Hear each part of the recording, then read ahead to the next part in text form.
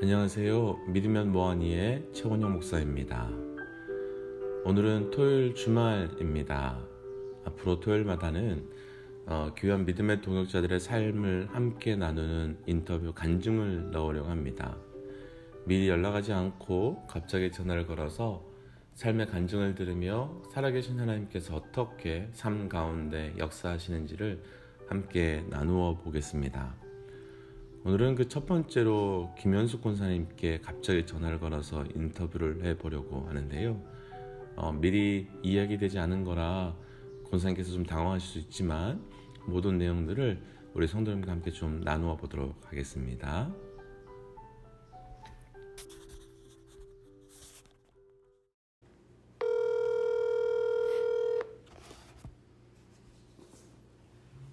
여보세요? 권사님 안녕하세요. 예, 목사님. 믿으면 뭐하니의 최원영 목사입니다. 예, 알고 있습니다. 네, 첫 번째 인터뷰 대상자로 권사님이 선정되었습니다. 어머, 영광이네요, 목사님. 네, 참고로 권사님 욕하지 마세요. 이거 다 녹음되고 있어요. 어머, 진짜요? 네. 권사님, 요즘 어떻게 지내시는지 좀 얘기해 주세요. 요즘 그냥 마음이 많이 편해졌어요, 목사님. 왜? 마음이 많이 편해지고, 네. 또 듣지 말아야 될 거 안 듣고 차단하고, 그리고 예배 또 좀 많이 회개해야 되는 것 중에 하나가, 예전에 참 예배자로서 열심히 예배 못 드린 게 많이 회개되고요. 앞으로는 정말 예배에 목숨 걸고 하나님 앞에 예배 드리는 자로 그래야 제가 살 것 같아요. 권사님, 그러면 요즘에 참 힘든 시간을 보내고 있는 분들이 많이 있잖아요. 네네. 그러면 그런 분들에게 권사님 어떤 영적인 조언을 한번 해주고 싶으세요? 일단은 힘든 거는 솔직히 그 목사님에 대한 뭐 이런 표현은 좀 그렇지만 좀 갑작스럽게 사임하는 일로 인해서 성도님들이 많이 힘드셨잖아요. 지금도 힘들어하는 분들 많이 있고 그래서 그런 분들한테 제가 그냥 힘들어하는 분한테는 그냥 다 잊어버리라고 그러고 싶어요. 목사를 생각해서도 아니고 그냥 내가 예배자로 하나님 앞에 정말 신실한 예배자로 좀 그렇게 좀 하고 싶어요. 권사님은 교회다운 교회, 예배자다운 예배자, 예. 요즘에 그런 은혜를 또 누리고 계시는군요. 그렇게 하려고 노력하고 싶어요, 목사님. 그래서 어떤 말을 해도 그게 그렇게 별로 중요하지 않은 것 같아요, 이제는. 맞아요. 그냥 저에 대한 하나님 앞에 저 용서해주고 누구 잘못 그거보다는 그냥 제가 예배자로 정말 신실한 예배자로 잘 섬기고 정말 하나님 앞에만 잘 드려지는 그런 예배자 되면은 다른 거 볼 거 없을 것 같아요. 맞아요. 예. 권사님은 사실 카톨릭에 계시다가 이렇게 너무 예수를 믿게 됐잖아요. 예. 그러면 권사님에게는 예수 믿는 최고의 은혜는 어떤 게 있으세요? 예수 믿는 최고 은혜요? 네. 남편이 천국에 먼저 갔잖아요. 그 천국의 소망이라고요.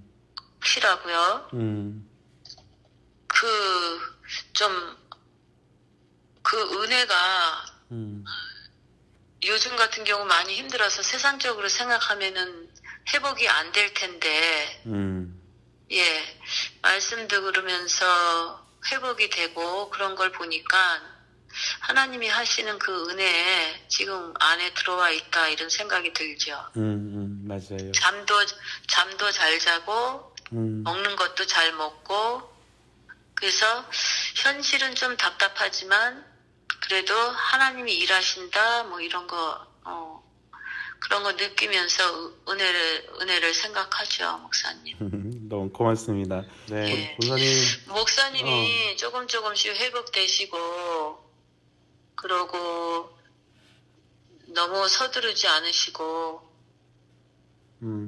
하나하나 이렇게 차근차근히 우리 같이 해나갔으면 좋겠어요.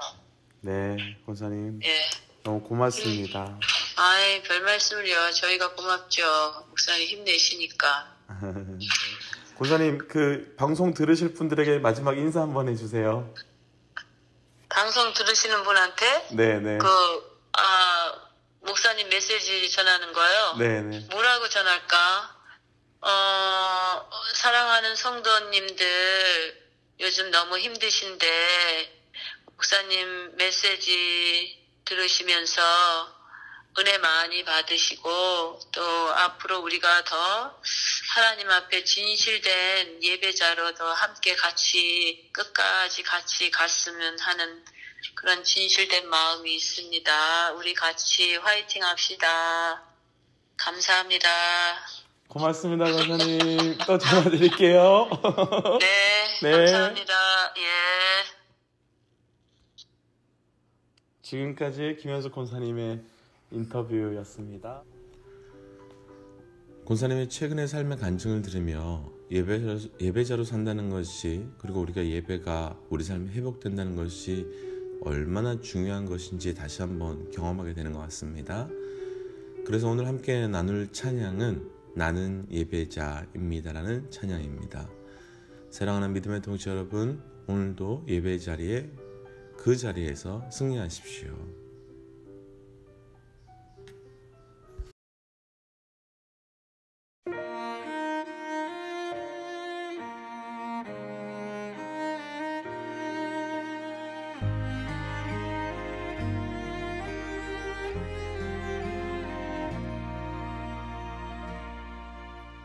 나는 하나님을 예배하는 예배자입니다.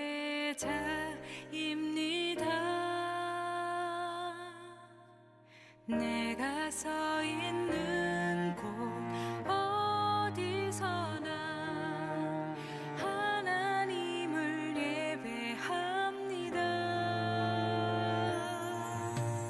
나는 하나님을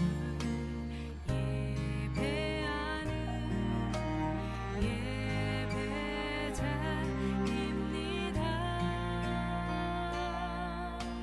내가 서 있는 곳 어디서나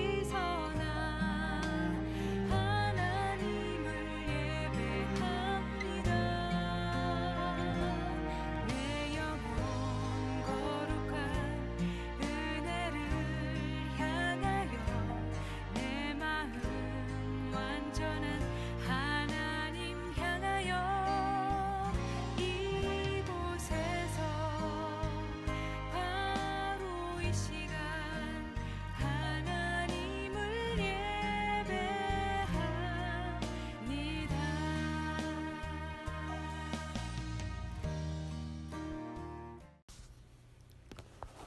이제 오늘 말씀을 함께 나눌까요? 오늘 본문은 요한복음 20장 1절부터 10절까지 말씀입니다.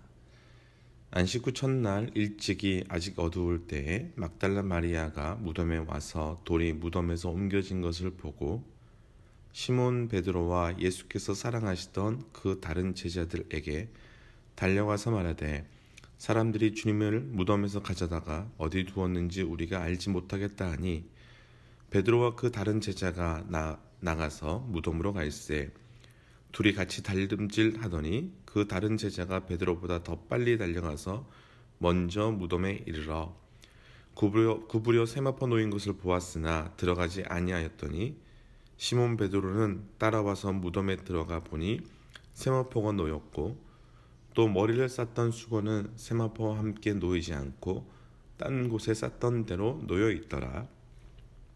그때에야 무덤에 먼저 갔던 그 다른 제자도 들어가 보고 믿더라. 그들은 성경에 그가 죽은 자 가운데서 다시 살아나야 하리라 하신 말씀을 아직 알지 못하더라. 이에 두 제자가 자기들의 집으로 돌아가니라. 아멘. 기도하겠습니다. 사랑하는 하나님, 오늘 우리에게도 새날을 허락하여 주신 것 감사합니다. 오늘 하나님, 오늘 이 말씀을 통하여 우리의 삶에 새로운 은혜가 있게 하여 주옵소서. 하나님, 말씀하여 주옵소서. 듣는 만큼 변하고 변하는 만큼 행동하고 행동함을 통하여 말씀과 성령의 열매를 맺도록 인도하여 주옵소서. 아멘. 오늘 말씀의 제목은 빈 무덤이 시작입니다 라고 하는 말씀의 제목입니다. 예수님께서 돌아가신 안식 후 첫날 이른 아침에 막달라 마리아와 제자들은 무덤으로 달려갔습니다. 그런데 무덤의 문은 열려 있었고 무덤은 빈 무덤이 되어 있었습니다. 막달라 마리아와 제자들이 아직 캄캄할 때에 무덤으로 달려 올라간 것을 얼핏 보면 이들이 예수님의 부활을 믿고 무덤으로 달려간 것처럼 보이지만 9절의 말씀을 보면 이들은 예수님의 부활을 기대하고 간 것이 아니라는 것을 명확하게 알 수 있습니다. 그러면 왜 이들은 기다렸다는 듯이 날도 밝지 않았는데 올라갔을까요? 사실 지금 무덤에 올라간 사람들의 대부분을 보면 십자가의 사건 때 도망간 사람들입니다. 심지어 베드로는 3번이나 예수님을 부인했던 사람입니다. 그 마음이 어떠했을까요? 3년이나 함께 했었던 그 마지막 순간을 함께 하지 못한 예수님에 대한 죄송한 마음, 어떻게 표현할 수 없는 그 마음에 시체라도 보고 돌아가신 이후라도 자기들이 어떻게 하고 싶어서 달려간 것 같습니다. 그런데 제자들보다 오늘 말씀에는 더 큰 슬픔과 더 큰 아픔에 빠져 있는 사람이 하나 등장합니다. 바로 막달라 마리아입니다. 제자들도 슬프고 힘들긴 하지만 돌아갔습니다.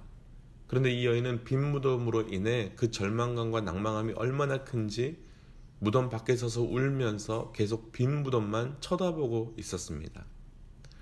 과연 이 여인과 예수님은 어떤 사건이 있었기에 이렇게도 슬피 울며 통곡하고 돌아가지 못할까요?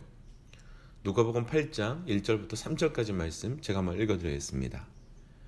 그 후에 예수께서 각 성과 마을에 두루 다니시며 하나님의 나라를 선포하시며 그 복음을 전파할새 12 제자가 함께 하였고 또한 악귀를 쫓아내심과 병고침을 받은 어떤 여자들 곧 7 귀신이 나간 자 막달라인이라고 하는 마리아와 헤롯의 청지기 구사의 아내 요한나와 수산나와 다른 여자들과 함께하여 자기들의 소유로 그들을 섬기더라. 막달라 마리아라고 부르는 이 여인은 막달라라고 하는 지역에서 왔기 때문입니다. 그런데 이 여인은 한때 7 귀신이 들렸던 여인이라고 합니다. 한번 생각해 볼까요? 7 귀신이 들려 있었다면 이 여인의 삶은 어떠했을까요? 어떤 인생을 살았을까요? 말하지 않아도 우린 충분히 상상할 수 있습니다. 사람들에게 어떤 대우를 당하고 또 어떤 곳에 살고 어떤 것을 먹으며 살았을지 충분히 우리는 이해할 수 있습니다. 그런데 예수님께서 귀신을 쫓아주시고 이 여인을 완전히 회복시켜 주셨습니다. 예수님 덕분에 완전히 새로운 삶을 살게 되었습니다. 그 이후에 이 여인에게 예수님은 자기 인생을 회복시켜 주신 것일 뿐 아니라 인생의 전부이자 삶의 이유이자 그리고 삶에서 가장 중요한 절대적인 삶의 가치가 되었을 것입니다. 그런데 지금 상황이 어떻게 되었습니까? 삶의 이유이자 삶의 가치이자 내 삶의 모든 것이라 할 수 있는 예수님이 십자가에 달려 돌아가신 것도 감당하기 어려운데 돌아가신 시신이라도 무덤에라도 섬겨보고 싶었는데 무덤은 빈 무덤이 되어 있고 예수님의 시체마저 사라졌으니 이 여인이 얼마나 좌절하고 낭망하고 슬펐겠습니까? 그 슬픔이 얼마나 컸는지 집으로 돌아가지도 못하고 빈 무덤 앞에서 펑펑 통곡하고 있는 겁니다. 우리 삶도 어느 순간 빈 무덤 앞에 서 있는 막달라 마리아와 같은 삶의 상황이 생길 때가 있습니다. 내 생명만큼 소중한 사람, 소중한 것, 소중한 관계가 완전히 무너지고 깨어지거나 어떻게 돌이킬 수 없을 만큼 되어버린 그 사건이 하루아침에 우리에게도 일어날 수 있습니다. 다 사라집니다. 사람도, 돈도, 능력도, 관계도 다 사라져서 삶 자체가 궁색하게 느껴질 때가 있습니다. 사랑하는 가족을 먼저 잃은 성도들의 사건, 갑자기 가정에서나 비즈니스에서 재정적으로 감당할 수 없을 만큼 어려워진 사건, 직장에서 레이오프 당한 사건, 그리고 다른 사람들에게 오해를 받고 억울한 일을 당하고 아무도 이루 말할 수 없을 만큼 어려움을 당한 사건, 우리 믿음의 동역자들의 삶을 생각하면 이런 빈무덤의 사건이 너무나도 많이 있습니다. 그리고 그런 빈무덤의 사건이 생길 때면 정말 감당하기 어려울 만큼 힘든 시간이 우리에게 이루어집니다. 그리고 마지막 희망까지도 사라지면 아무것도 안 하고 거기서 멈춰서 포기하고 싶습니다. 그런데 그 자리에서 어떤 일이 벌어졌습니까? 바로 다음 말씀입니다. 15절부터 18절까지 말씀입니다. 예수께서 이르시되 여자여 어찌하여 울며 누구를 찾느냐 하시니 마리아는 그가 동산직인 줄 알고 이르되 주여 당신이 옮겼거든 어디 두었는지 내게 이르소서 그리하면 내가 가져가리이다. 예수께서 마리아야 하시거늘 마리아야 돌이켜 히브리 말로 랍비오니 하니 이는 선생이라 하는 말이라. 예수께서 이르시되 나를 붙들지 말라 내가 아직 아버지께로 올라가지 아니하였노라. 너는 내 형제들에게 가서 이르되 내가 내 아버지 곧 너희 아버지 내 하나님 곧 너희 하나님께로 올라간다 하라 하시니 막달라 마리아가 가서 제자들에게 내가 주를 보았고 또 주께서 자기에게 이렇게 말씀하셨다 이르니라.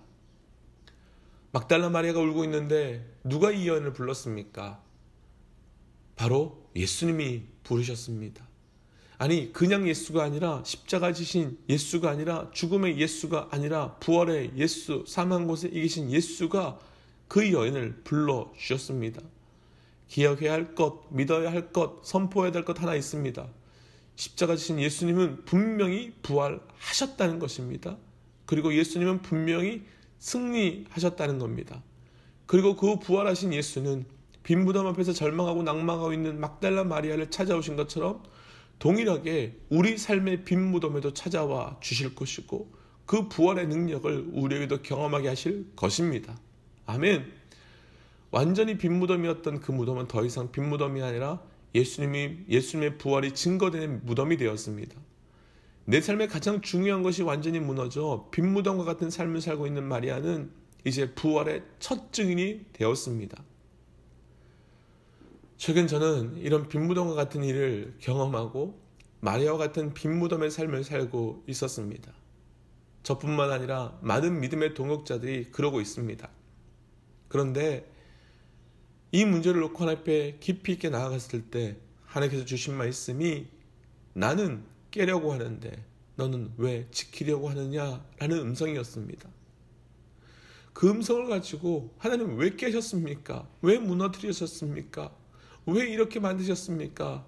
하나님께 외쳤을 때 하나님께서 주신 또 다른 음성은 하나님께서 깨시는 것에 대한 목적은 깨트리신 이후에 그 자리 그곳에서 새로운 것을 세우기 원하신다는 말씀이었습니다. 그리고 이제 깨어진 자리에서 무너진 자리에서 새로운 것을 세우기 원하신다는 그 음성이 저의 비전과 사명이 되었습니다. 우리 삶의 빈 무덤, 그것이 가장 절망이고 아픔이지만 하나님께서는 빈 무덤이 우리 삶에 한 번도 경험해보지 못한 부활이라는 새로운 시작으로 만들어 가시기 위하여 그 빈 무덤을 우리에게 주신 것입니다. 왜 비우시고 왜 깨뜨리셨을까? 죽음이 비워져야 무덤이 채워질 수 있기 때문입니다. 우리의 그것이 깨어져야 하나님의 것이 세워질 수 있기 때문입니다. 오늘 이 시간 빈 무덤 앞에 서 있는 마리아와 같은 믿음의 동역자분들 계시지요? 더 이상 비워질 수 없고 더 이상 깨어질 수 없는 정말 마지막 그 자리에 계신 분들 계시지요? 이제 우리에게 남은 것은 빈 무덤에서 시작되는 하나님의 은혜, 하나님의 일하심, 하나님의 사건만 남았습니다. 이제 빈 무덤 앞에서 새롭게 시작되는 하나님의 은혜를 오늘 하루로부터 시작되는 은혜를 누리시기를 주의 이름으로 간절히 축복합니다. 기도하겠습니다. 하나님, 빈 무덤 앞에서 절망하고 있는 믿음의 동역자들에게 마리에게 허락하신 그 빈 무덤에서 다시 시작되는 은혜가 나타나게 하여 주옵소서. 이제 빈 무덤을 바라보며 울고 통곡하고 깨어지고 무너진 그 빈 무덤을 보며 절망하고 쓰러지는 것이 아니라 그 빈 무덤에서 찾아와 주시는 부활의 예수를, 그 빈 무덤에서 찾아와 위로하시는 그 예수 그리스도의 은혜를 경험하게 함께하여 주옵소서. 이 모든 말씀 예수님 이름으로 기도하였습니다. 끝으로 광고 한 가지 드리겠습니다. 예배 회복이 가장 먼저입니다. 내일 예배는 오후 4시 30분 보여드리는 포스터에 있는 주소로 함께 해주시길 부탁드리겠습니다. 주차 장소가 협소할 수 있으니까 도로에 잘 주차해 주시길 부탁드리겠습니다. 오늘 하루도 말씀 가운데 승리하십시오. 하나님은 살아계십니다.